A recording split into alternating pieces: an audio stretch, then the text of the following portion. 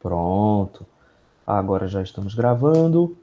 Então, como eu estava aqui falando para o pessoal, né? Nossa prova vai acontecer daqui 2 semanas, tá? Então, a nossa prova estava marcada para a próxima semana, que era 25 a 29, só que nós tivemos alguns atrasos no curso, então nós vamos usar essa semana 25 a 29 para terminar o capítulo 6. A gente já começou uma parte do capítulo 6 ali, deduzindo, né? A equação de Laplace, e inclusive a gente já criou soluções para a equação de Laplace anteriormente, né? A gente mostrou algumas. E a gente vai terminar esse desenvolvimento do capítulo 6 na próxima aula. Hoje nós vamos terminar o capítulo 5, ficou meio convoluído mesmo, né? E na semana do dia 2 e 3, né? 2 e 3 a gente faz a prova. E a gente no grupo decide se a gente faz no dia 2, que é feriado, ou se a gente faz no dia 3. Aliás, no grupo não, vamos decidir que a gente vai fazer no dia 3. Pode ser assim, pessoal? Tá ótimo, professor. Tá bom. Porque feriado não foi feito para você estar estudando eletromagnetismo. Feriado é para você descansar, para você meditar se você gosta de meditar, ou para você ir para a praia se você gosta de ir para a praia, tá bom? Professor, bora Então, ser, dia 2, que é o dia anterior à praia, não quero ninguém estudando, hein? bora ser sincero. Quem é que vai Eu queria ter esse luxo. estudar? Estudem antes, hein? Estudem antes, para no feriado vocês poderem descansar Vou jogar a bola dia e 2. aproveitarem essa descansa, né? Você trabalha dia 2, Reilan? Não, vou jogar a bola mesmo. Jogar bola também é uma boa opção. Enfim, eu não era muito bom em jogar bola, não. Vai ver, é por isso que eu dou aula de eletromagnetismo hoje. Contar uma história para vocês. Vocês acreditam que a minha mãe me obrigava a jogar bola? Deu em nada. Não virei jogador de Me obriga a futebol. parar de jogar. Ela dizia que eu estudava demais. Eu disse, Pelo menos fazer alguma coisa em campo ou só corria? Pra lá e pra cá. Isso aí é outra questão. Já respondeu.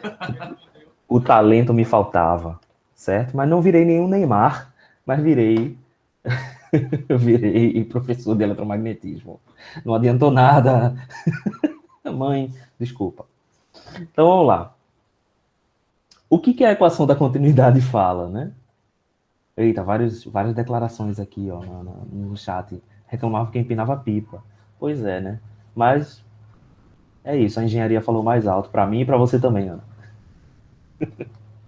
Olá, o que diz a equação da continuidade, certo? Nós temos a questão da conservação de cargas. Então, sob circunstâncias normais, em que não acontece fusão de partículas, esse tipo de coisa, as cargas elas não se destroem. Significa que a quantidade total de cargas dentro de um espaço é sempre constante, certo? Sempre constante. Eu posso ter prótons e elétrons que se separam e aí criam uma polarização, né? Então, nesse caso, não é uma criação de cargas entre aspas, tá? A gente não está criando cargas, a gente tem um átomo completo aqui que possui um núcleo e um elétron. Então, a carga aqui é igual a zero. E quando esses elementos aqui se separam, o que eu crio é uma lacuna e um elétron, mas eu não estou criando nenhuma partícula, não estou criando um elemento novo. Obviamente aqui ρ v vai ser diferente de zero, né? Se ρ v é uma função da distribuição. Então, para que isso aconteça, é preciso que haja um movimento dessas partículas. E esse movimento dessas partículas será expresso por uma corrente. Então, se a minha lacuna está se movendo nessa direção e o meu elétron está se movendo naquela direção, isso implica numa corrente nessa direção, tá? A soma dessas duas componentes. Aqui, como a gente está tratando de uma partícula, então a gente pode dizer que é um elemento diferencial de corrente que vai ser integrado dentro de um espaço. Isso significa que existe uma relação direta entre a quantidade de cargas, a densidade volumétrica de cargas no espaço e a corrente. Quando a gente provoca a corrente, nós estamos provocando a variação da posição desses elétrons. Portanto, a gente precisa de uma relação entre corrente e densidade volumétrica de cargas. A gente chama essa equação de equação da continuidade, porque ele vem do princípio da continuidade das cargas, ou seja, que as cargas elas não são criadas e nem destruídas sob circunstâncias normais dentro do eletromagnetismo, né? Ou seja, isso que a gente está estudando aqui, campos elétricos, densidades de carga, né? Então aí fusão de partículas e choque de partículas, isso aí é outro rolê da física quântica que a gente não entra aqui nessa disciplina, mas nas condições normais, nenhuma carga vai deixar de existir ou se chocar e criar partículas diferentes, esse tipo de coisa.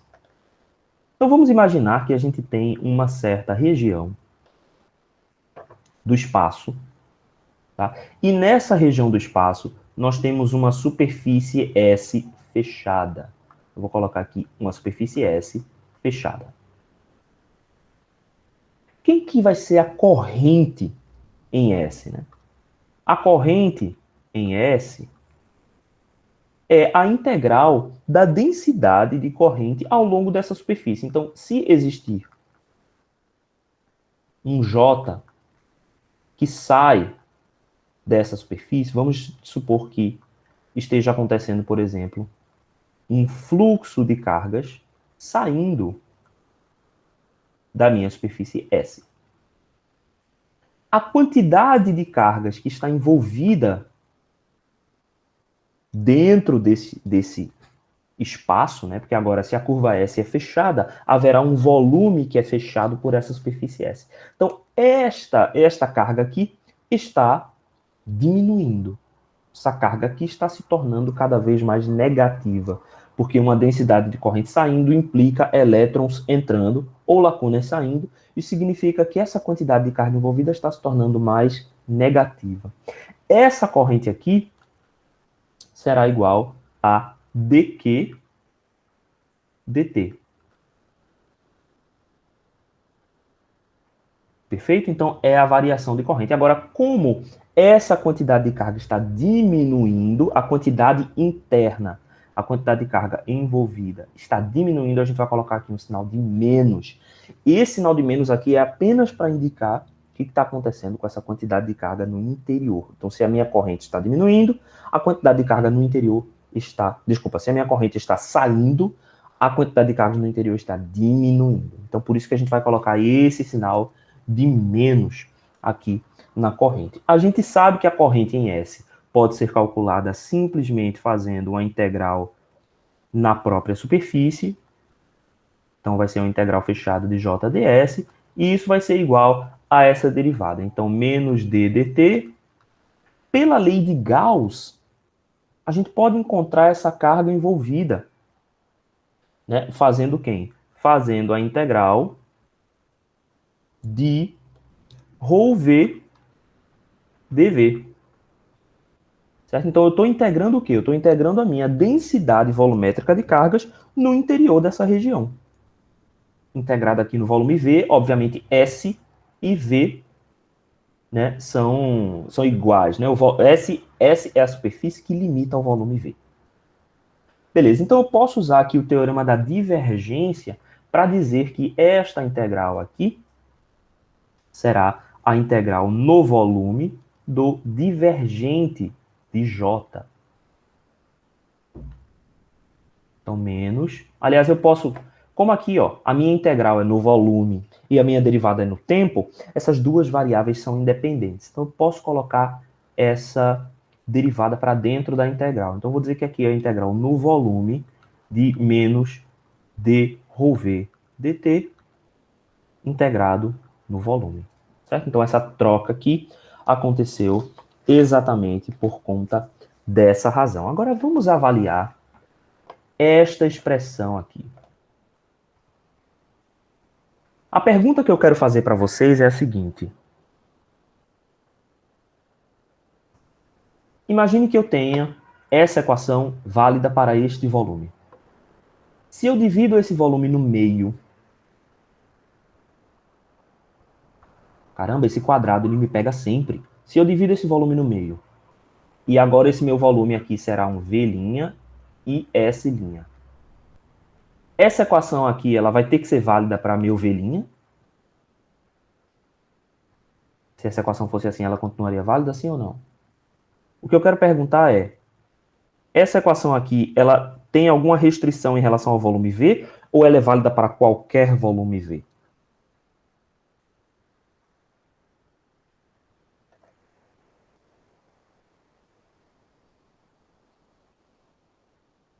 E aí, alguém arrisca sim ou não?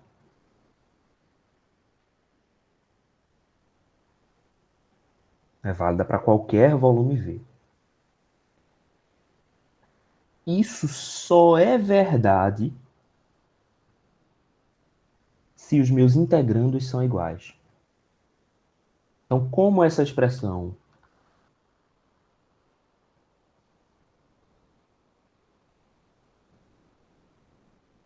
é válida para qualquer V, então o divergente de J é igual a menos a derivada de ρV com o tempo, e essa é a equação da continuidade. Veja, esse é um detalhe um tanto quanto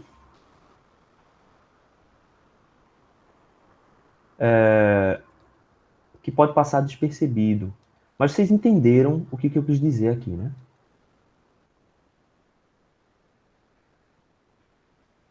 Por que é necessário que essa expressão seja válida para qualquer V, para que eu diga que o integrando é igual?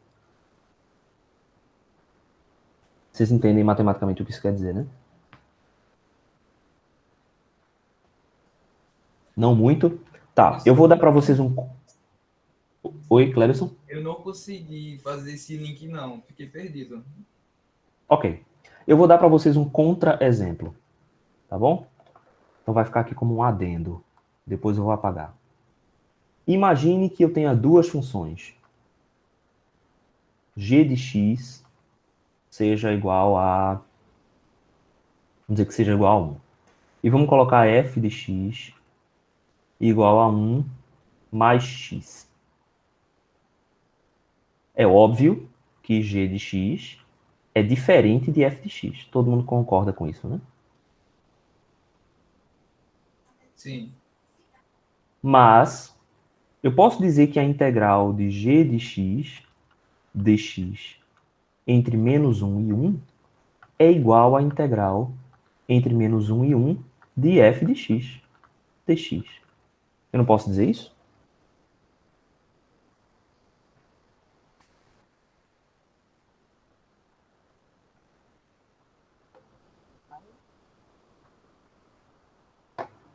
Vocês concordam com essa informação? Concordam com essa informação aqui? Ah, professor, por que não são diferentes de G e F? Não. Sim, G e F são diferentes, mas a integral é apenas uma soma desses valores. Essa integral aqui, com limites definidos, são iguais. Essas integrais são iguais. Ah, em questão Certo? do valor bruto dá igual, né? Isso tá dizendo? Quando você Sim. faz a integral. Ah, entendi. De menos 1. É porque quando eu olhei, eu pensei na função, que a primeira ia ficar x e a outra ia ficar x mais x ao Não, as quadrado. funções não serão iguais, mas as integrais serão. Dá para mostrar isso aqui de maneira geométrica, é até mais fácil. Vamos dizer que aqui seja menos 1 e aqui seja 1. Vamos colocar o 0 aqui e aqui vamos colocar 1. Quem é a minha função g de x? Vou colocar em vermelho. G de x vai ser constante, tá? E aí essa integral daqui até aqui vai ser igual a 2. Já f de x vai ter que valores, né? F de x é uma função afim. Então, para x igual a menos 1, meu f de x vale 0. Para x igual a 1, meu f de x vale 2. Então, a minha função f de x vai ter esse formato aqui, cruzando também no 0. Então, a minha integral em f de x é essa.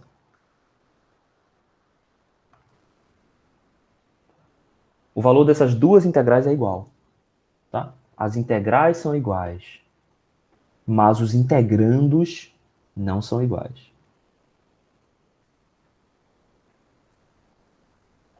Então, aqui é uma contraprova do que eu estou falando. Mas como essas integrais deram iguais? Elas deram iguais porque eu integrei exatamente dentro do espaço específico que fazia com que essas integrais são iguais. Se eu digo, hipoteticamente, que existem duas funções, f1 de x e f2 de x, tal que a integral de f1 de x dx é igual à integral de f2 de x dx, em qualquer intervalo, isso aqui só acontece quando f1 de x é igual a f2 de x. E é importante a gente dizer isso, porque em várias situações a gente vai ter integrais assim, que não resultam nisso. Na verdade, em várias situações não. A gente viu isso na equação de densidade de energia. Lembram-se disso? Foi há pouco tempo.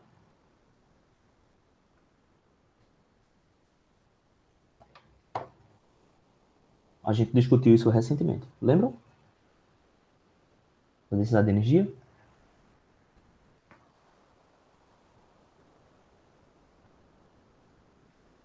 Né? Esse sim, não sei se foi recente ou não, de Ana Paula. Então, por que no nosso caso nós temos os integrandos iguais? Porque ele depende de qualquer ponto no espaço, ou seja, qualquer que sejam as condições de contorno para esse problema, essa integral é sempre válida.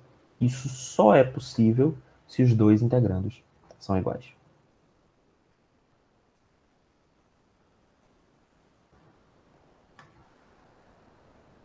Como é que a gente demonstra isso?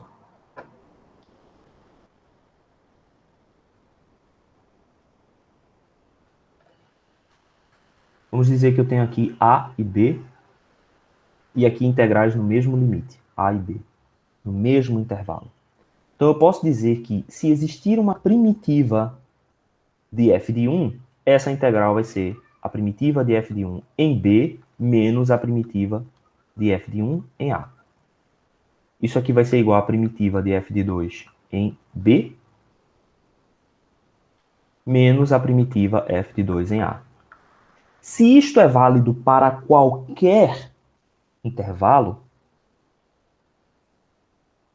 isso implica dizer que f1 de B necessariamente tem que ser igual a f2 de B.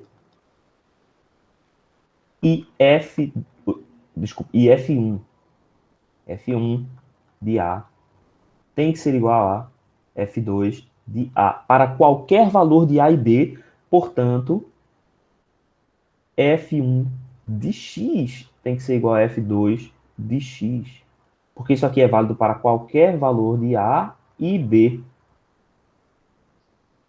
Essa solução aqui só é verdadeira para qualquer A e B se todo F1 de B é igual a F2 de B e se todo F1 de A é igual a F2 de A. Então isso resulta nisso aqui, que obviamente derivando a gente encontra F1 de x igual a F2 de x. Ok? Espero que tenha ficado claro. Mas essa demonstração ela só existe quando a gente tem essa integral válida para qualquer intervalo. Ok? Então, beleza, eu vou tirar esse adendo, mas é importante que a gente tenha isso em mente.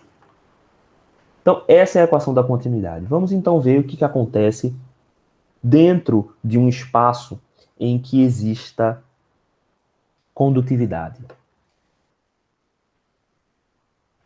Então, vamos ver o que é dentro de um espaço. Se a corrente J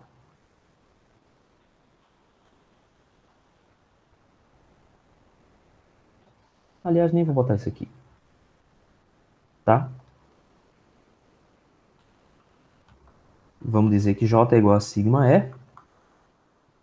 Ok? Então, portanto, a gente pode se lembrar lá da nossa lei de Gauss, em que o divergente de E é igual a ρV dividido por epsilon, tá? Epsilon aqui sendo essa característica do material. Então, dessas duas equações, a gente pode substituir aqui para encontrar uma função de rho v sozinho, tá?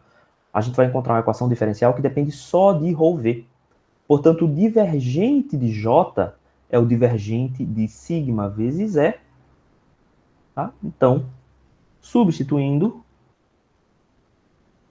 a gente tem que o divergente de sigma E, esse cara daqui vai ser igual a quem? Vai ser igual a sigma sobre epsilon vezes rho v, né? Desenvolvendo aqui o meu divergente, e esse divergente de J é igual a menos tem menos derivada do rho v dt. Eu posso falar isso quando a gente terminar essas duas questões aqui, tá? A questão da equação da continuidade, depois a questão das interfaces, a gente resolve aquela questão, pode ser? Então, veja só, agora eu encontrei uma EDO de segundo grau, então menos d rho v dt igual a sigma sobre epsilon vezes rho v. Então, na verdade, essa equação aqui possui a seguinte solução. A gente pode colocar rho v para cá. Então, 1 sobre rho v é igual a menos sigma sobre epsilon. E agora a gente pode integrar dos dois lados em relação ao tempo. Então, integrando dos dois lados em relação ao tempo, a gente tem ln de rho v, é a integral, né, dessa expressão, vai ser igual a menos sigma sobre epsilon vezes t mais uma determinada constante c. Então, a gente pode inverter essa equação e encontrar ln, desculpa, ln de rho v não, né? Rho v de t é igual a número natural, e elevado a menos sigma sobre epsilon vezes t vezes uma constante, né? Então, como esse cara daqui é uma constante, eu vou ter aqui e elevado a c, porém, e elevado a c é, por si só, uma constante. Então, vou chamar essa constante de ρ v0. Por que ρ v0? Porque ele será a densidade em t igual a 0. Quando eu faço t igual a 0, isso aqui vai dar 1 e vai sobrar só essa constante. Então, vou chamar isso aqui de ρ v0. Essa constante, aliás, eu não vou nem apagar, vou deixar assim mesmo. É elevado a c, isso aqui é uma constante, então é ρ v0 vezes e elevado a menos sigma sobre epsilon t. Então, essa forma nós já conhecemos, né? Ela é a resposta de um sistema de primeira ordem, certo? Portanto, a gente pode definir uma constante que nós vamos chamar de tempo de relaxação.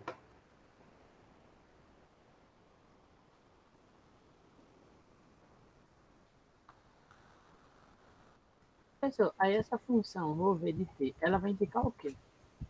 Fisicamente. Fisicamente, ela é o campo escalar que define ρ v em todos os pontos do espaço e do tempo. Ρ v depende do espaço e também do tempo. Então, eu vou chamar esse tempo de relaxação Tr como sendo simplesmente essa constante aqui, epsilon, sobre sigma. Logo, a minha função ρ v de t será igual a E elevado a menos t sobre Tr vezes a minha concentração inicial.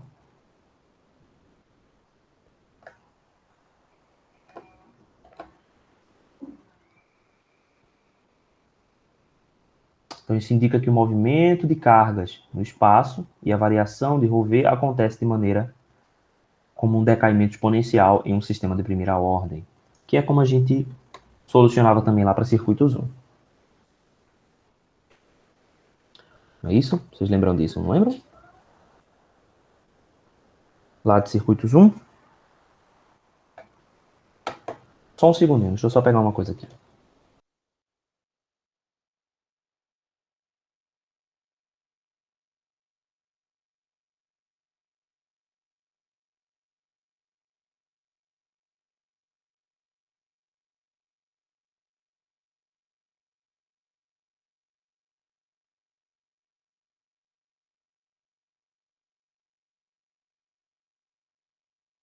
Pronto, tudo bem até aí?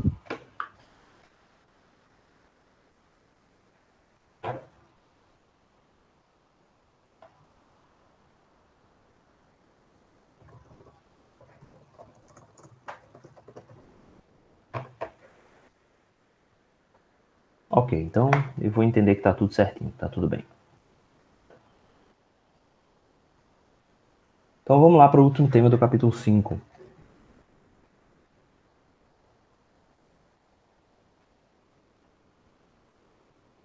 Alguma dúvida com relação aqui à equação de continuidade? Fez mais sentido quando o senhor usou a contraprova, na verdade. A gente começou a identificar ali. Você usou a funçãozinha do x, aí a partir daí foi que deu para pegar mais direitinho, senão nós tava meio perdido. Beleza, então tá bom. Então, ó. Por que a gente está interessado? O que a gente está interessado em estudar as condições de fronteira? Tá? Imagine que exista duas regiões no espaço cujas permissividades sejam diferentes.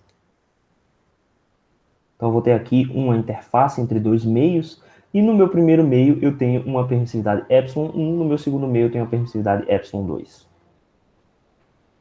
Digamos que eu conheça o campo elétrico no lado 1. Eu conheço uma função E da posição, né? E de R. Então, eu vou chamar aqui de E1 de R para campo elétrico no espaço para o lado 1, para a minha região 1. Quem será E2 de R? Então, esse é o problema que nós estamos tentando resolver aqui nas condições de fronteira. Tá? Então, a gente vai partir disso. Suponha que a gente conhece o campo no meio 1 e nós queremos descobrir quem é o campo no meio 2. Então, existem várias faces que a gente pode ter interface de elétrico e interface de elétrico vácuo, mas isso não faz nenhuma diferença porque, afinal de contas, né, a gente vai sempre ter duas permissividades diferentes. Tá? Então, vamos fazer o caso geral e depois a gente aplica para os casos específicos. Vão existir duas leis que vão interferir, né, nessa questão, porque quando a gente traça caminhos, então vamos dizer que eu tracei aqui uma curva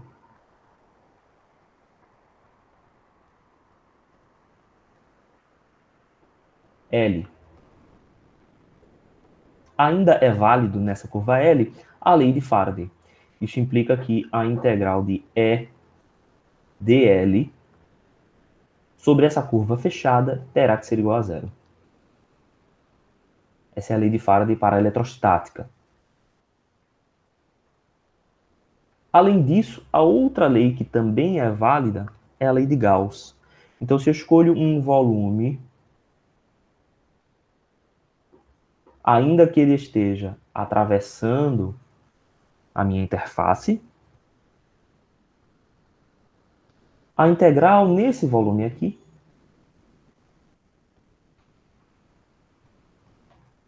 de ρv dv tem que ainda ser igual à integral de d ds na superfície S que circula esse volume.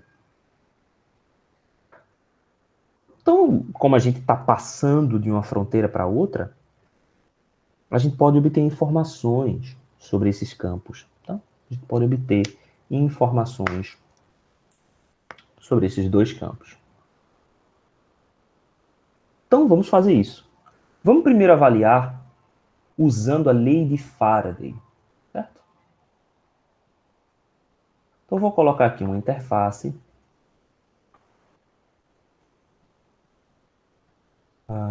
Condições de fronteira.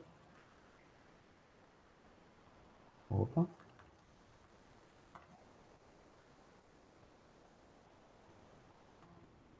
Aplicando a lei de Faraday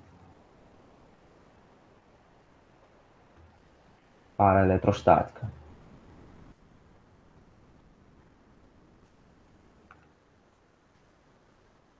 Então vamos colocar aqui a minha interface. E vamos dizer que o meu campo elétrico possa ser descrito por duas parcelas.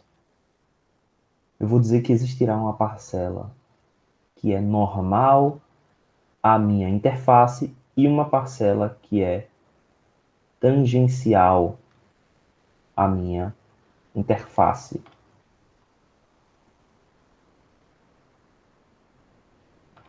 Caramba, quando eu solto o negócio, ele sai do esquadro. Pronto.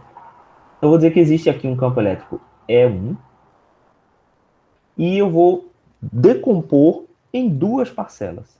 Vai ter uma componente normal, E1N, mais uma componente tangencial, E1T.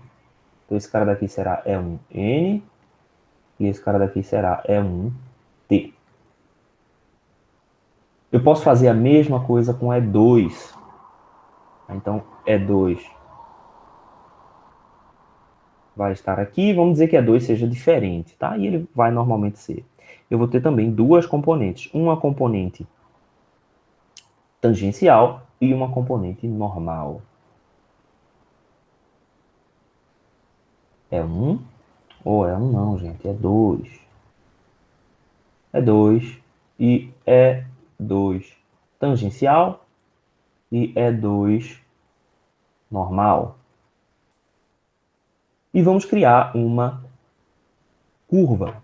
É claro que eu posso criar essa curva de qualquer forma, né? Posso criar ela como eu quiser. Desde que parte da curva esteja de um lado, parte da curva esteja do outro. Mas essa não é a maneira mais inteligente de se fazer. A maneira mais inteligente de se fazer essa curva é fazer com que ela percorra somente duas direções e de maneira isolada. Ou seja, eu quero que a curva comece, por exemplo, do lado de fora da minha interface, mas percorrendo paralelamente à minha interface. Por que isso é importante?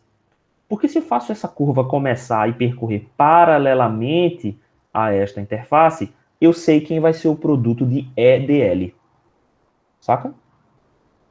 Que EDL vai ser E1T vezes essa distância, porque elas vão ser paralelas. E1T vai estar paralelo ao meu DL. E E1N estará ortogonal ao meu DL. Então, quando eu fizer esse produto interno aqui, ó, esse produto interno EDL, eu já sei qual é a componente que vai ser somada. E lógico que eu quero fazer isso para as duas direções, né? Então eu vou continuar meu percurso novamente de maneira perpendicular à minha interface, porque aí eu sei que é o contrário que é verdade. Esse meu caminho aqui, ele é paralelo à minha componente E1N e perpendicular à minha componente E1T. Então eu sei quem vai ser o produto interno dessas duas, apesar de eu estar criando aqui uma representação genérica. Eu vou completar essa minha curva novamente na direção paralela e finalizo na direção aqui transversal. Até então todo mundo entendeu por que essa é a escolha da gente?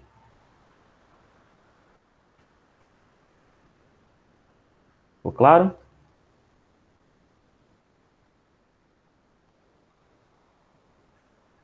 Beleza. Ok, então vamos também dizer que exista uma altura aqui que eu vou chamar de ΔH, tá? E que exista uma largura dessa minha curva que eu vou chamar de ΔW. Então vamos fazer a integral nessa curva. Vamos chamar os pontos, vamos dar nomes aos bois. Vamos dizer que esse ponto aqui seja o ponto A, esse ponto aqui seja o ponto B, C e D. Então quem é que vai ser a minha integral de EDL ao longo dessa curva fechada? Vou colocar. Então, a minha integral, não em rosa, vamos colocar em preto. A integral de EDL, nessa curva fechada, vai ser a integral de EDL de A até B. Então, de A até B, a integral de EDL, mais a integral de B até C, de EDL, mais a integral de C a D, de EDL, mais a integral de D até A de E dl. Fizemos aqui a integral fechadinha. Tudo isso tem que ser igual a zero. Então, vamos avaliar essas integrais parte por parte. Então, a minha primeira integral... Vou colocar só um igual aqui. Essa minha primeira integral é quem? A integral do campo elétrico E ao longo do percurso AB. Então, vamos olhar essa integral. Quem é o dl? Né? O dl está apontando nessa direção aqui. Correto? Então, se o meu dl aponta nessa direção, esse meu dl, produto interno, é 1. Então, E1, produto interno dl, vai resultar só na componente tangencial. Então, isso aqui vai ser E1T dl. Quando eu integro isso de A a B, eu estou integrando aqui meu dl, E1T é constante, então sai da integral, isso aqui vai resultar em E1T vezes o meu ΔW, vezes essa distância ΔW. Todo mundo concorda com isso? Então a minha primeira integral é E1T vezes ΔW. Mais integral de C a B. Eu vou ter, de B a C. Então, a integral de B até C, eu vou ter a mesma coisa, né? Novamente é 1 interno dl. Mas agora o meu dl está em outra direção. Meu dl está numa outra direção. Agora o dl está apontando para cá. dl. Então, quando eu faço dl integrado, dl multiplicado por E1, isso aqui vai dar menos E1N dl na parte superior desse caminho.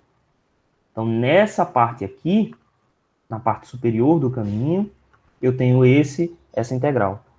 Mas minha integral na parte inferior do caminho, ou seja, quando eu já estou no meio 2, vai ser diferente e vai ser menos E2 normal vezes dl.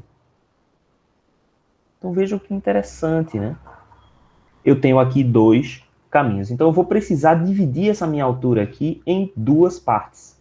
Eu vou chamar a minha primeira parte de ΔH no meio 1 e a segunda parte eu vou chamar de ΔH no meio 2, tal que ΔH seja igual a ΔH1 mais ΔH2. Então, agora eu já sei quais são essas integrais. O comprimento no trecho 1 será o ΔH1 e o comprimento no trecho 2 será o ΔH2. Então, beleza. Essa minha integral vai dar menos, né, aqui. Então, menos E1 normal vezes ΔH1 menos E2 normal ΔH2. Tudo isso é a segunda dessas integrais. Essa minha integral de C até D é exatamente igual à minha integral de A a B. Deixa eu apagar todo mundo aqui, porque a gente não vai mais usar isso aqui. Eu estou integrando agora no outro trecho. Estou integrando de C a D. Então, essa minha integral vai ser E2 tangencial vezes essa distância ΔW. Mas perceba que agora o meu dl, né, o meu caminho, está no sentido contrário do vetor. Okay? Então, por estar no sentido contrário do vetor, isso vai inserir um sinal de menos. Então, essa minha próxima integral, a integral de C a D, é menos E2 ΔW. E agora faltou a última integral, que é de D até A. Novamente, ela vai depender das componentes normais. Então, a gente vai ter, na primeira parte, E2 normal vezes ΔH2. E2 normal ΔH2 mais E1 normal ΔH1. E nós completamos o nosso ciclo dando a volta completa nessa curva. Tudo isso é igual a zero. Quem são os termos iguais para a gente cancelar? Então, esse termo aqui é um normal ΔH1, cancela com E1 normal ΔH1. É 2 normal ΔH2, cancela com E2 normal, delta H2. Então, a gente chega no seguinte resultado. E1 transversal vezes delta W menos E2, que faltou um T, né? E2 transversal, delta W igual a 0. E aqui a gente pode, obviamente, cancelar delta W com delta W e chegar no nosso resultado que o campo elétrico transversal do lado de fora é igual ao campo elétrico transversal no lado de dentro. Esse é um resultado muito interessante. E daqui, naturalmente, resulta que se a gente quiser expressar essa mesma relação em termos do vetor D, densidade de fluxo elétrico, então a gente só divide por epsilon 1, epsilon 2. Beleza, Pedro, tranquilo. Eita, a internet de Cleverson está instável, né? Tudo bem. Depois ele assiste no YouTube, eu vou colocar lá também, se ele não conseguir entrar. Ok? Então, esta relação aqui indica o quê? O campo elétrico tangencial é igual para os dois meios. Certo? Então, chegamos nessa conclusão. Ok, mas essa não é uma conclusão completa. A gente ainda precisa fazer a avaliação para o campo elétrico normal, para a parte normal do campo elétrico. E a gente consegue fazer isso utilizando a lei de Gauss. Então, vamos fazer exatamente isso. Condições de fronteira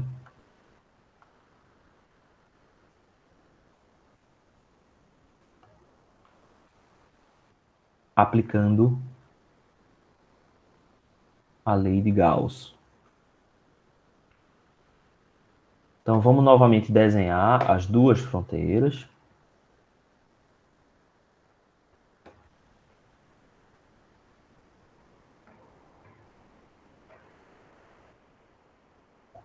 Agora a gente vai desenhar ela tridimensional. Ô, professor, a gente tá vendo condições de fronteira com lei de Gauss e lei de Faraday, né? Isso, a gente acabou de ver com a lei de Faraday e a próxima agora é a lei de Gauss. Beleza, agora vamos supor, eu tenho uma questão, certo? E ele pede Ok. para achar a condição de fronteira. Eu posso escolher qual usar ou dependendo do que a questão der, eu vou escolher uma ou outra? Vou ter que usar uma ou outra? Mas como assim encontrar as condições de fronteira? Não, tipo, não encontrar as condições de fronteira, mas tipo, como é que eu posso dizer? Vamos supor que tem uma questão que necessita que eu, tipo, faça esses cálculos, certo? Envolve Certo, isso. ok. Beleza. No caso, eu teria que escolher uma das duas ou, dependendo do que a questão desse, eu usaria uma ou outra para deduzir isso? Não, não. Então, tipicamente nas questões, a gente não precisa deduzir e fazer essa dedução novamente. A gente usa já o resultado. Certo? Então, o resultado é o campo elétrico tangencial é igual. E a gente vai ver aqui das condições de fronteira aplicando a lei de Gauss, que é o vetor densidade de fluxo elétrico, que é igual na componente normal. Ah, tá certo, entendi, Então, você já entendi. tem esses dois Isso é só resultados. E para aí você achar dois resultados diferentes. parte disso para encontrar o Entendi. resultado. Aí quando você já tem o resultado, aí você usa esses resultados aqui já aplicados. Certo? É como a equação de Laplace, por exemplo. Você não precisa deduzir a equação de Laplace toda vez que você vai usar. Você já conhece a equação de Laplace, está aqui, eu vou usar. Apesar dela ser facilmente deduzível através do uso da lei de Gauss, né, e da definição Sim, do uso da lei de Gauss. A gente deduz ela facilmente, a partir das equações de Maxwell. Mas você não precisa deduzir ela toda vez que for usar. Né? Agora, se na prova o tema que você escolher for a lei eu falei equação de Laplace, não foi? Se o tema que você escolher for a equação de Laplace, aí sim, né? Aí faz sentido que você utilize. Sim, compreendi. Certo? Faz sentido que você deduza. Vamos lá. Condições de fronteira aplicando a lei de Gauss. Então, vamos novamente desenhar todos esses vetores, tá? Agora que eu estou usando a lei de Gauss, como a lei de Gauss ela faz afirmações sobre o vetor D, então eu vou decompor os meus vetores em função de D. Então, E1, E2N tem a mesma decomposição, só que agora vai ser D1, D1N e D1T. Então, vou desenhar aqui. Aqui vai ser a parcela normal do meu vetor D e aqui vai ser a parcela tangencial. Eu fico querendo falar transversal, mas é tangencial. Eu acho que eu vou ter que ofertar essa disciplina ainda mais uns 10 anos para eu poder me acostumar com isso. Então tá aqui. Esse aqui vai ser E2. Esse aqui vai ser E2 tangencial e aqui vai ser E2 normal. Mesma coisa para E1, né? Então, E1, E1 tangencial, E1 normal. E eu falei que era D e escrevi E, não foi? Foi o que eu fiz.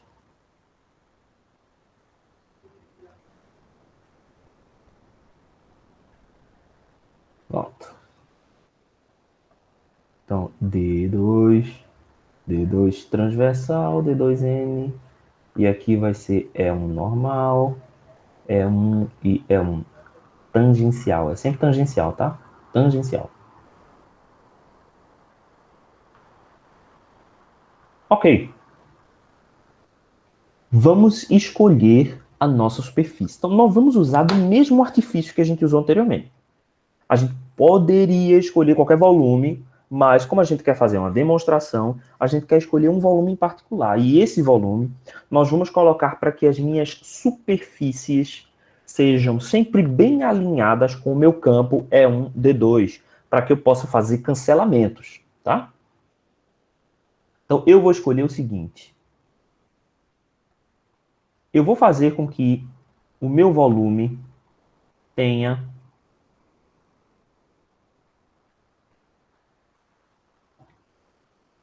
Eita, nós. Vamos lá. Eu vou escolher com que o meu volume tenha duas superfícies. As tampas do meu volume, vou escolher para que sejam paralelas à minha interface. E as outras 4 faces, eu vou escolher para que sejam ou paralelas ou perpendiculares, né, aos meus outros vetores. Então, eu vou colocar aqui, na verdade, um cubo. Vou fazer agora pontilhado.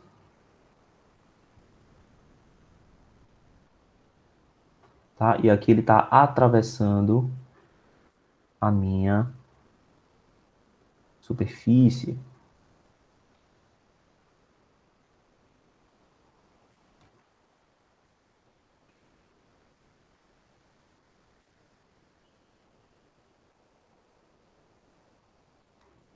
Pronto.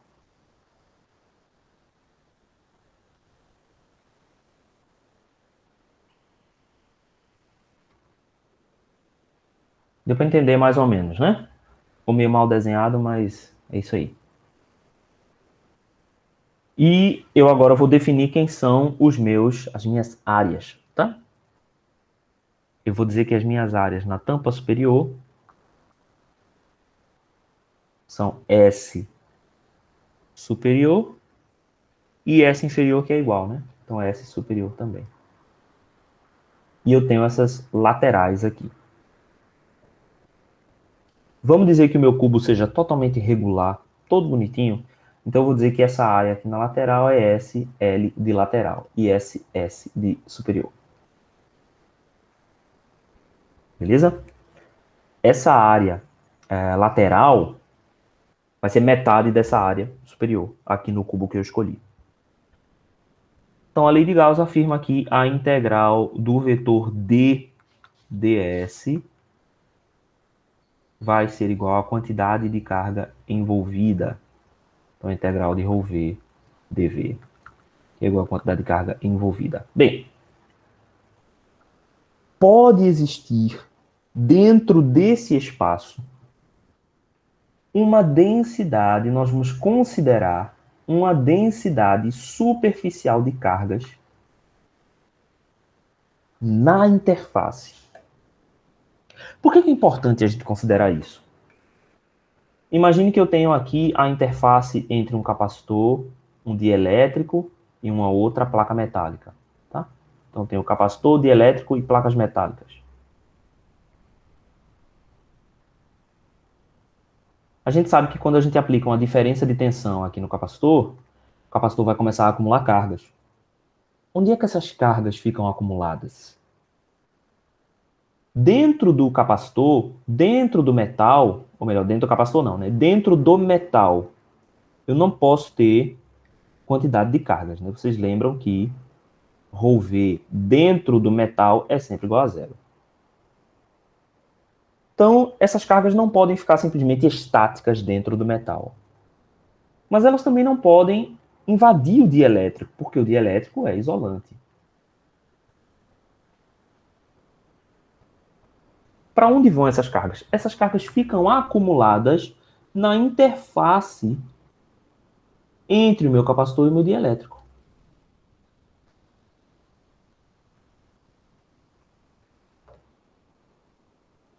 Ok? Então, no modelo que eu vou criar entre essas interfaces, eu preciso admitir, eu preciso dar espaço para que exista uma densidade superficial de cargas, e essa densidade superficial de cargas vai ficar na interface entre os dois meios. Isso ficou claro?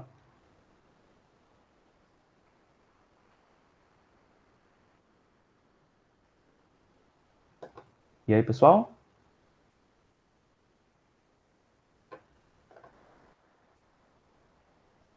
Sim ou não?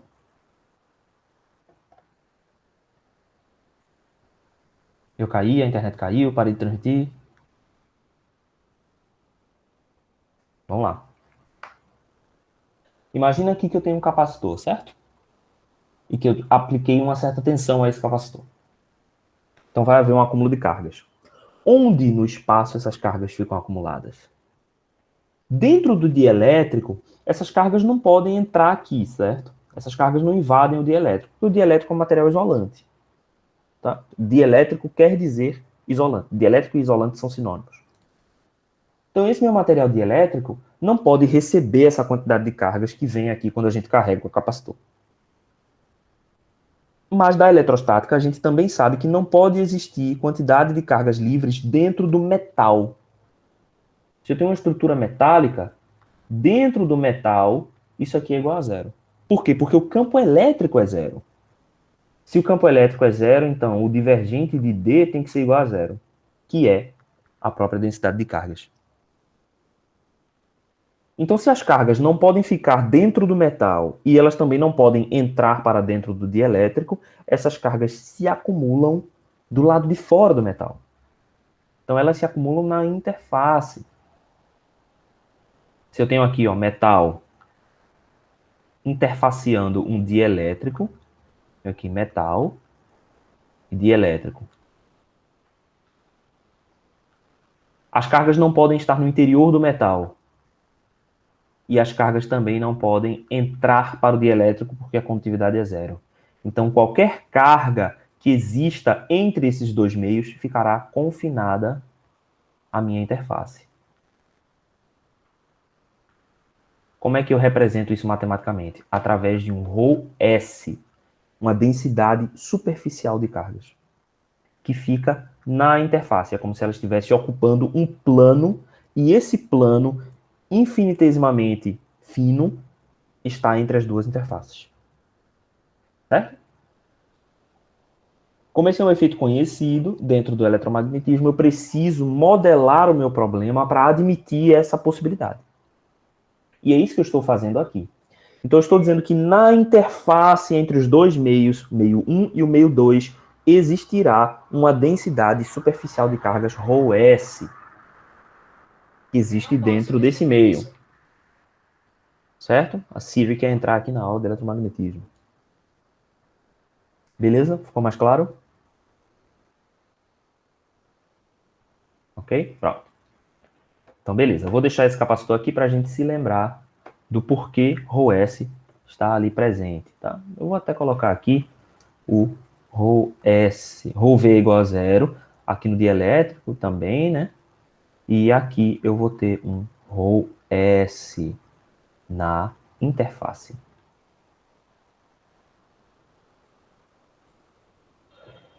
Então, ok. Essa aqui é a lei de Gauss, ok? Então, vamos lá. Então, vamos primeiro pensar na parcela dessa integral de ds. Eu acabei de dizer uma mentira. Vamos primeiro pensar na integral de ρv dv, que é mais fácil. Então, essa integral ρv dv no volume vai ser igual à quantidade de carga envolvida. Quem é a quantidade de carga envolvida? A gente está aqui admitindo que não existe carga no espaço, ela está toda acumulada no plano. Então, essa carga envolvida vai ser a integral, a simples integral de ρs nessa interface aqui do meio. Tá? Nesta área. Então, isso aqui vai ser ρs ds integrado no miolinho do meu volume. Então, eu não sei exatamente como é que eu vou chamar essa superfície, mas eu vou dizer que é a superfície SM, que é essa superfície no meio. Tá? Então, aqui, ó, eu vou dizer que essa superfície é SM. Obviamente, como eu escolhi um cubo, essa superfície SM tem a mesma área de SS. Então, isso aqui vai ser a minha densidade ρS multiplicado pela área, multiplicado por SS. Beleza? Vamos agora encontrar quem é a minha integral de DDS. Essa integral de DDS vai ser muito grande, portanto eu vou dar uma diminuída nessa figura aqui. Que sonho seria poder fazer isso num quadro. Um dia na minha vida eu vou fazer isso. Então, a integral de DDS. Vamos já partir para o que interessa, porque a gente já viu no exemplo anterior que vários caminhos acabam se cancelando. Então vamos ver aqui quais são as integrais que irão gerar produtos diferentes de zero. Então eu vou desenhar aqui novamente o cubo.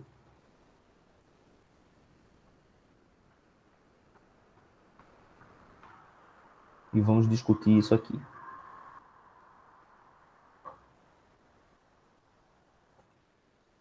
Bem, essas componentes aqui na tampa superior e na tampa inferior, DDS, vão gerar que produtos?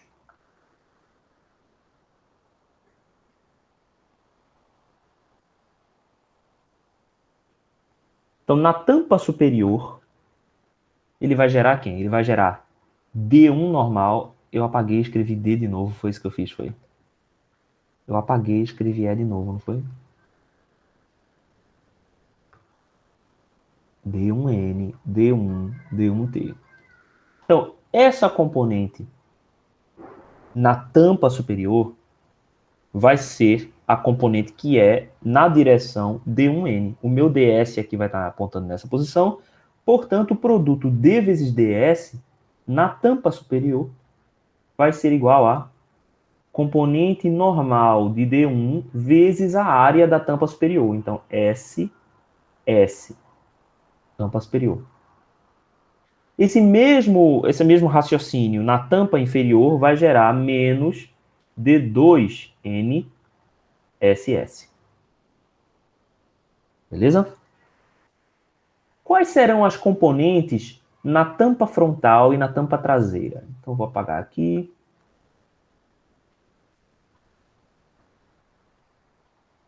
Apagar lá embaixo também. Quais serão as componentes na tampa traseira e na tampa frontal? Essas componentes serão nulas. Por que elas vão ser nulas? Porque eu posicionei o meu cubo para que o meu vetor tangencial seja normal ao ds referente a essas tampas frontal e traseiras. E o D1N também é normal. a essas tampas. Então, tanto essa componente frontal quanto a componente traseira terão suas integrais igual a zero, e aí eu não vou nem incluir elas aqui. Tudo bem até aí? O que ficou faltando agora? Ficou faltando a gente contribuir as tampas laterais. As tampas laterais nós dividimos em duas partes.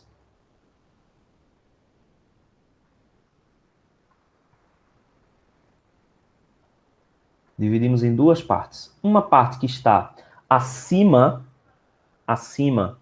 da minha interface e uma parte que está embaixo. Então eu vou fazer duas integrais. Vou fazer uma integral para cada pedacinho e lá uma integral para cada pedacinho também. Esse cara daqui vai ser quem? É um transversal interno ds. Transversal não, tangencial. É 2 tangencial ds.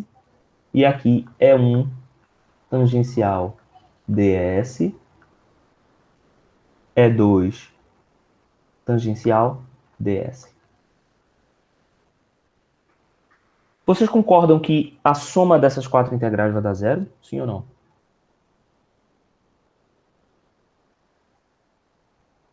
Sim, né?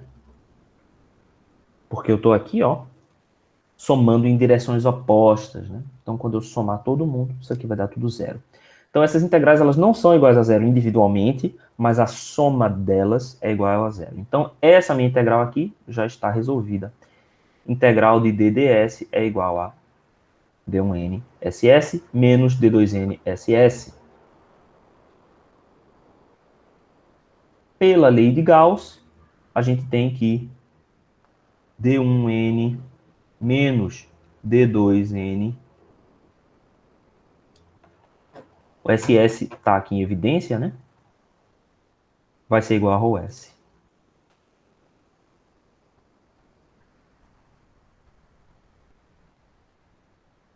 Opa. Então, esta é a minha condição. A minha condição de fronteira para o vetor densidade de fluxo elétrico. Note que eu tenho agora todas as condições necessárias, né? Eu tenho a condição do campo elétrico tangencial e tenho a condição do vetor densidade de fluxo elétrico normal. Ó, naturalmente, se eu quero expressar isso aqui em função do campo elétrico, eu posso fazer uma pequena conversão e dizer que ε1 é 1 normal igual a ε2 é 2 normal. Aliás, aqui é um menos, né? Menos ε2 é 2 normal igual a ρs. Temos um caso particular, né? Que é caso particular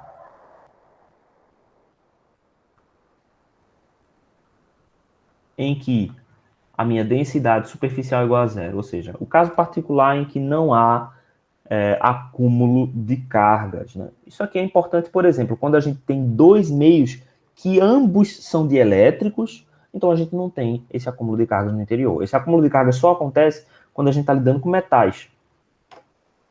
Então, para esse caso particular, D1N igual a D2N e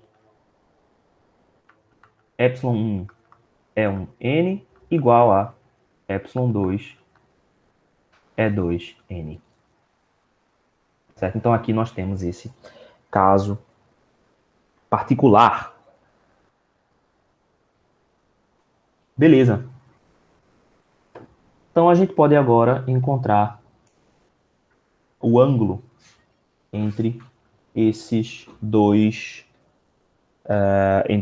meios e encontrar, obviamente, a lei da refração que a gente já conhece. Né?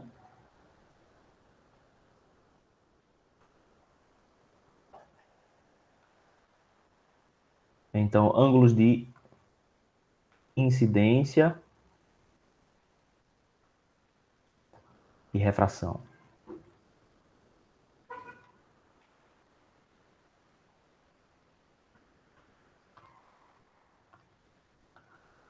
Então, se a gente traça uma interface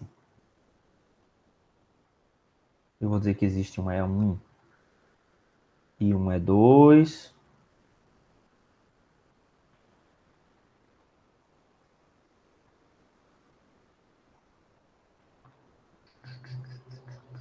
E vou colocar aqui uma referência. Em E2 eu vou colocar também uma referência, mas na verdade essa referência é normal, né? Vou colocar ela tracejada.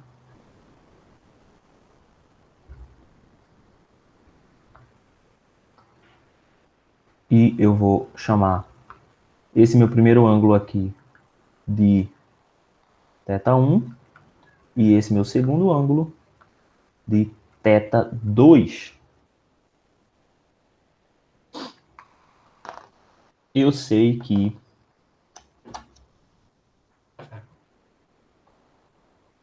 vamos lá, cadê aqui? Os campos elétricos tangenciais são normais, né?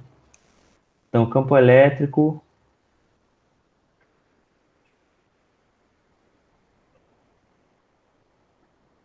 tangencial é igual ao campo elétrico 2 tangencial. Então, quem são esses caras aqui, né? Eles são E1, o módulo de E1, né?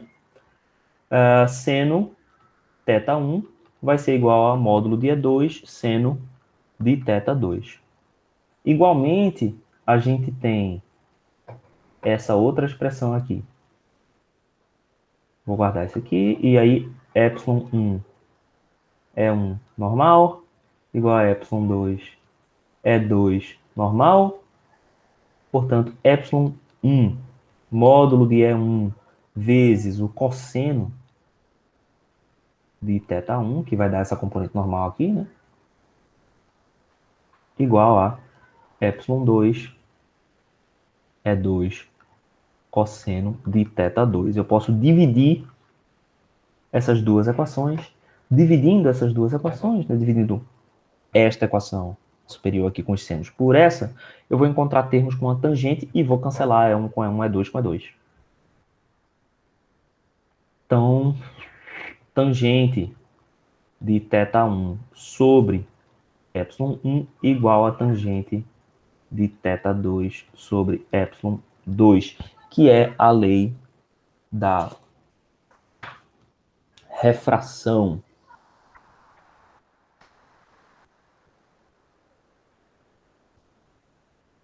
Beleza? Essa aqui é a lei da refração. Existem aqui alguns casos particulares, né, da interface entre condutor e isolante e entre condutor e o ar, mas eu gostaria de falar de uma interface em particular, que é a interface dielétrico-condutor.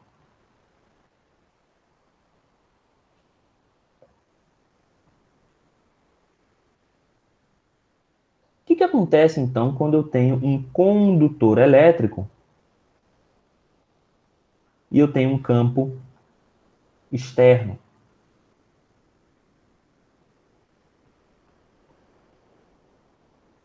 O que vai acontecer com essas linhas de campo quando elas se aproximam do meu condutor? A gente já sabe que dentro de um condutor o campo elétrico é igual a zero. Tá? Isso a gente já sabe. Mas nós temos mais uma informação. Que o campo elétrico tangencial, o campo elétrico tangencial é igual dentro e fora. O que isso significa? Significa que na região imediatamente externa a um condutor, vamos dizer que esse aqui seja um condutor, certo? Condutor, então condutância infinita. Na região imediatamente externa ao condutor, simplesmente não pode existir campo elétrico tangencial. Ou seja, o campo elétrico no exterior do condutor ele é sempre normal.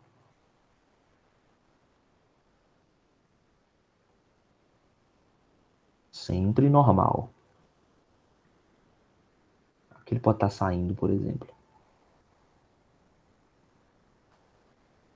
Isso significa que a presença de um condutor dentro de um campo elétrico, cria uma deformação nas linhas de campo elétrico. Então, se eu desenho aqui as linhas de campo elétrico, elas vão fazer algo assim, ó.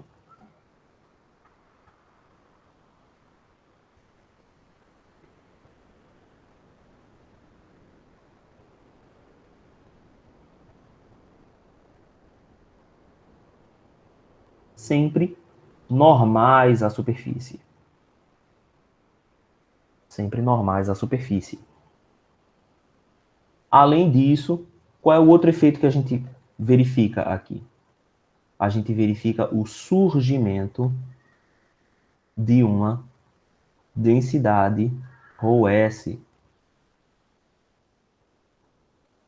E ρS é igual a quem? A gente viu aqui, ó, ρS é igual a D1 normal menos D2 normal. O meio 2 aqui é o condutor, certo? Então, meio 2 é o condutor. Então, esse ρS vai ser igual a quem? Vai ser igual ao meu D1 normal. Concorda? Quem é o meu D1 normal? D1 normal é o campo elétrico que está incidindo por fora. Ou melhor, campo elétrico não, vamos dizer que é o D1 incidindo por fora, produto interno, ds. Em que ds é o vetor que aponta para fora desse volume. Então, ds é esse vetor aqui. Quem é que vai ser a minha componente normal, então, desse campo elétrico que está fora? Né? É toda essa componente multiplicada. Então, a gente consegue agora determinar quem é a densidade superficial induzida no metal. Esse ρS é igual ao meu D1 ds.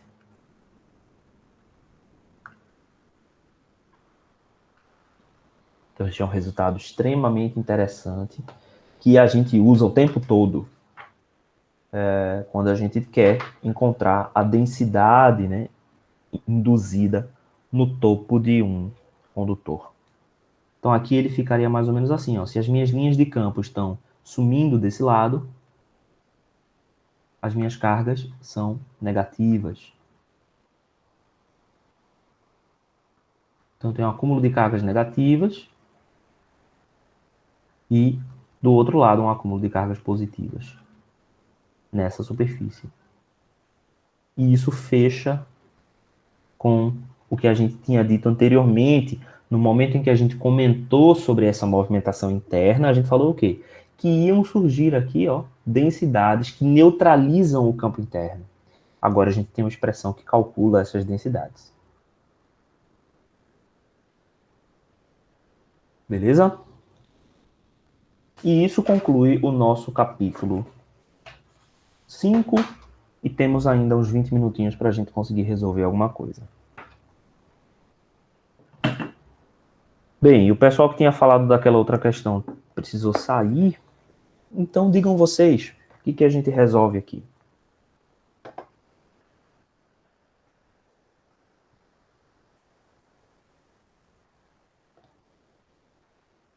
Estão por aí?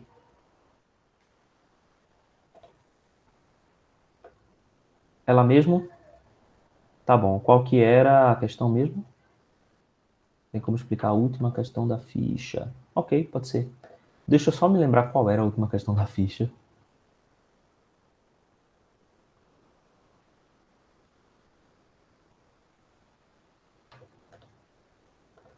Deixa eu pegar ela aqui.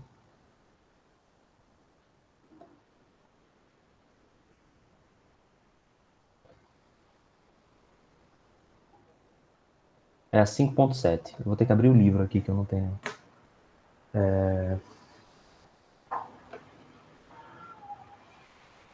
Vamos lá, vai dar tempo. Vou abrir aqui.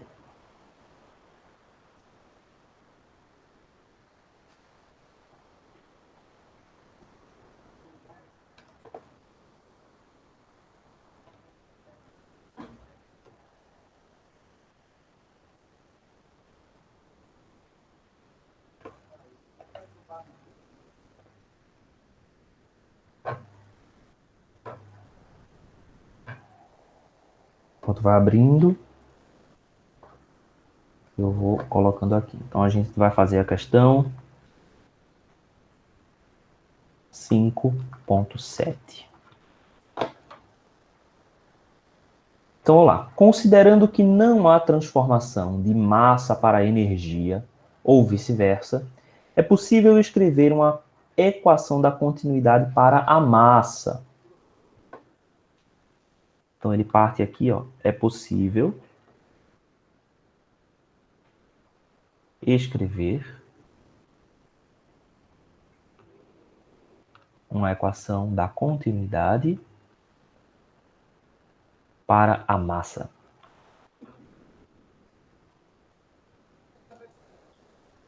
Supondo que não há transformação de massa para energia, certo? Então, letra A. Se utilizarmos a equação da continuidade para a carga como nosso modelo, quais as quantidades correspondem? Opa, quem tem a letra U seriam J e V para essa equação hipotética, né? Então, na letra B, dado um cubo de 1 centímetro de lado, então, dado um cubo de 1 centímetro de lado, dados experimentais mostram que as taxas nas quais a massa deixa cada uma das 6 faces são esses valores aí. Se considerarmos um cubo incremental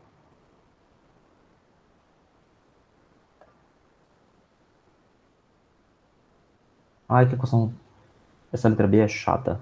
Ela nem é muito didática, é só chata mesmo. 10,25 menos 9,85. Isso aqui é a variação de massa por segundo. Então, variação da massa sobre ΔT. Nas 6 faces são 10,25 menos 9,85, 1,75, menos 2,00, menos 4,05 e 4,55. Tudo isso dado em miligramas por segundo. Se considerarmos o cubo um elemento incremental desse volume, determine um valor aproximado para a taxa temporal da variação da densidade no seu tempo. Então, determine a variação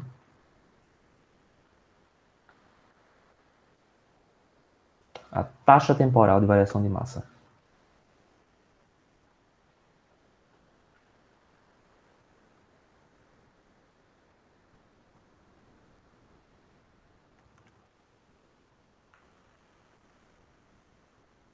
Ok, essa é uma questão bastante...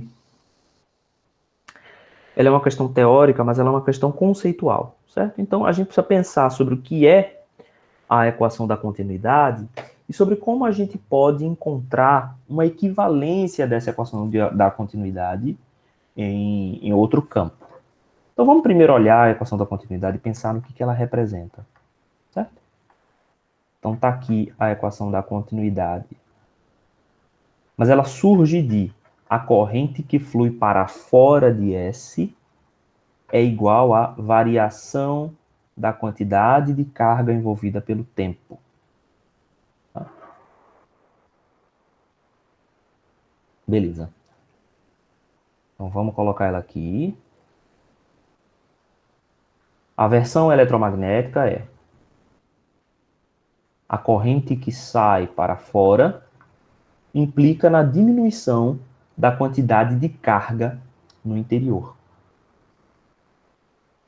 Então, I é menos dq dt. Se isso aqui é em relação à massa, quais seriam essas duas variáveis?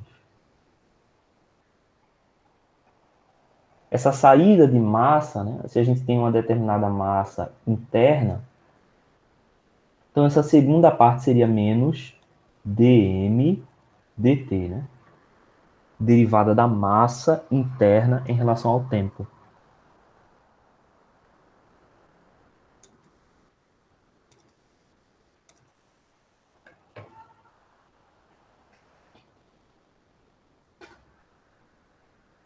Então, quem seria ρV?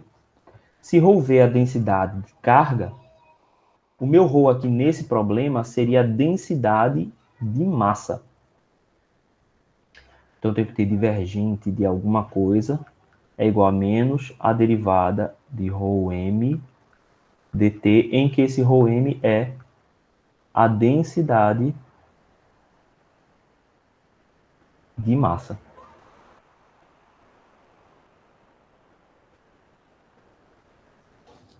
Quem é meu J, então? Que é algum candidato?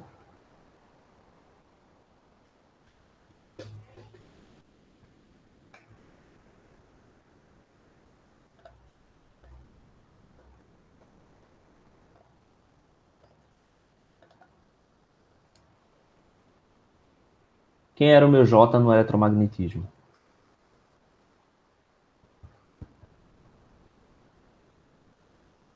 Era a minha velocidade U vezes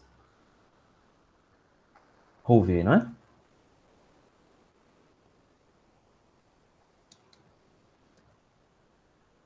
Então, aqui, para esse meu problema, o meu J vai ser ρm vezes a velocidade U, com que essa quantidade, essa densidade, sai do meu problema. E aí essa vai ser a equação da continuidade para a massa.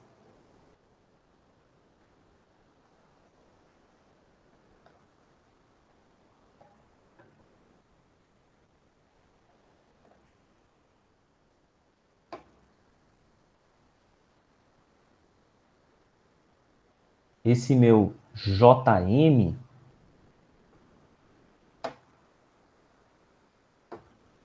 posso até aqui substituir por Jm,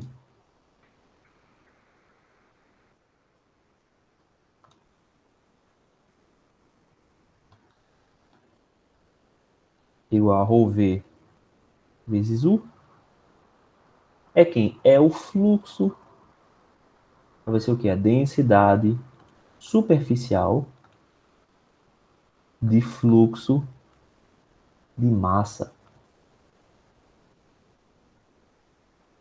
Ou seja, quanta massa está saindo daquele volume naquela direção. Eu botei ρv vezes 1, mas aqui é ρm, né? Também problema. E aí é só resolver isso aqui. Determine a taxa temporal da variação de massa, que é uma simples integral. Então, estou integrando aqui 4 vezes esse cara para encontrar a variação de massa. Isso é, a integral de Jm ds igual a menos a derivada da massa em relação ao tempo. Essa massa sendo a integral no volume de ρm dv. Então não tem nem o que fazer. Essa taxa aqui, dm dt, é menos... Aí quem é que vai ser essa integral, né? Como aqui eu estou supondo faces regulares, vai ser simplesmente essa minha área S vezes as minhas densidades, a soma de tudo isso aqui. Então, 10,25. Aliás, os somas, eu vou dizer que é isso, vezes a somatória dos JMs. Então, essa área aqui, a gente falou que o lado tinha 1 centímetro, né? Então, todas as áreas vão ter o mesmo centímetro quadrado. Então, o centímetro é 10 a menos 2, portanto, essa área vai ser 10 a menos 4 metros quadrados vezes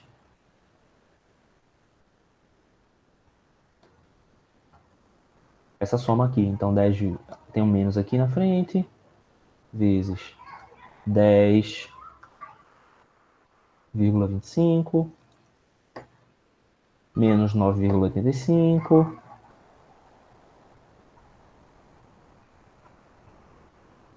Cadê? Vamos ver esses valores aqui.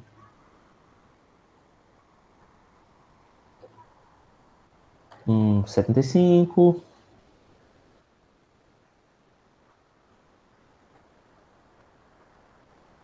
menos 2,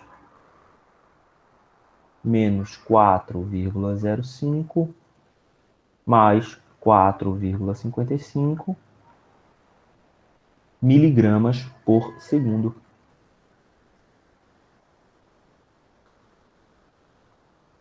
Miligramas por segundo.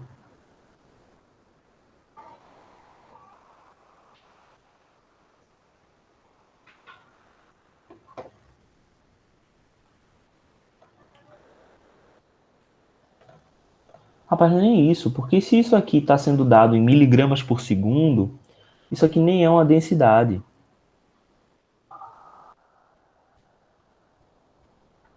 Isso aqui nem é densidade, isso aqui já é JS. Então a gente nem precisa somar isso aqui, é só o menos.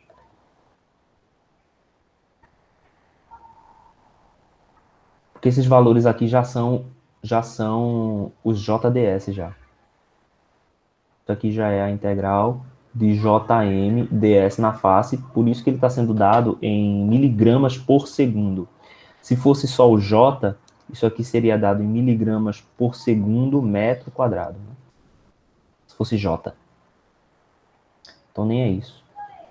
Como não tem J, então essa já é a integral na face. Então o problema é ainda mais chato do que eu achei. É literalmente só somar. Isso aqui vai dar algum valor que eu não vou calcular. Vocês entenderam aqui o rolê da questão?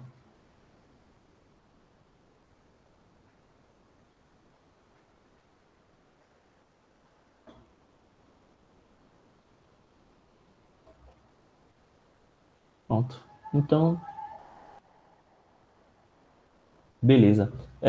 Iago perguntou aqui volume. Como assim volume? Eu não sei exatamente qual foi a parte onde eu falei volume.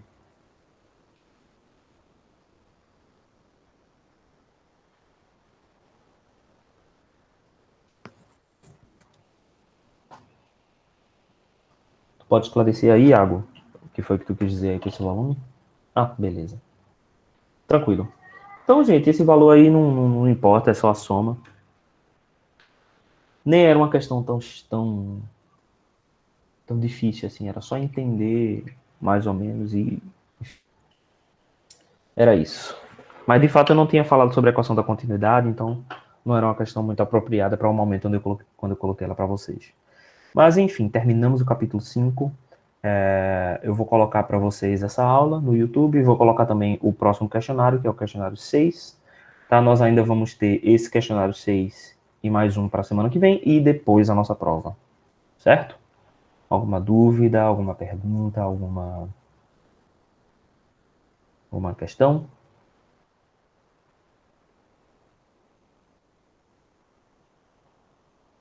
Bem, não tendo, então a gente vai ficando por aqui. Tá certo? Então, obrigado, pessoal, mais uma vez por estarmos aqui e até a semana que vem. Valeu!